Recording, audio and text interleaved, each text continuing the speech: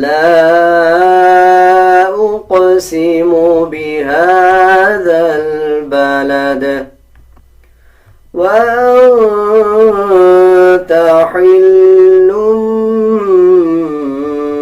بهذا البلد ووالد وما ولد لقد خلقنا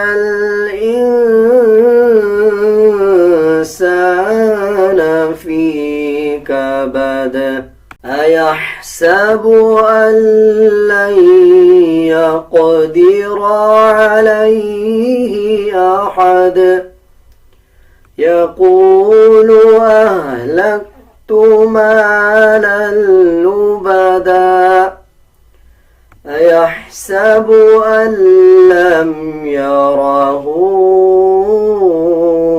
أحد ألم نجعل له عينين ولسانا وشفتين وهديناه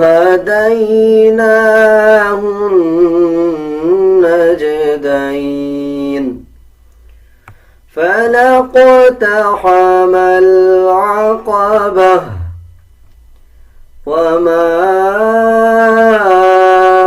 أدراك ما العقبة فك رقبة أو إطعام في يوم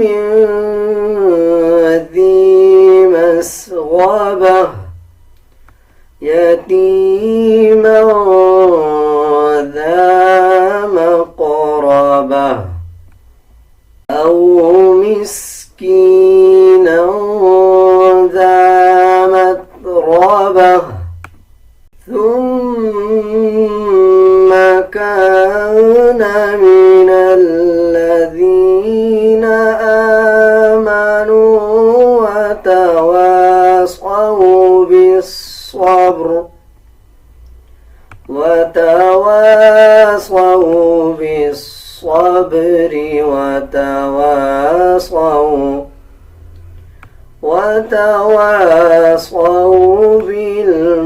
بالمرحمة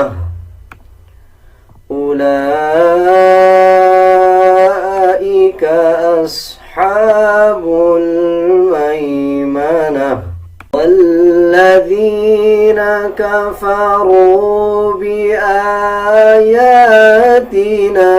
هم أصحاب المشأمة عليهم नार मुसादा। उम्मीद है आपको सूरतुल बलद अच्छी तरह समझ आ गई होगी। अगर आपको कुछ समझ नहीं आया या आप कुछ पूछना चाहते हैं तो आप कमेंट सेक्शन में पूछ सकते हैं।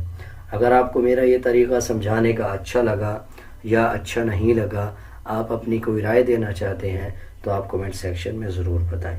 आज के लिए इतना ही, मिलते हैं एक नए सबक के साथ। अल्लाह हाफिज़।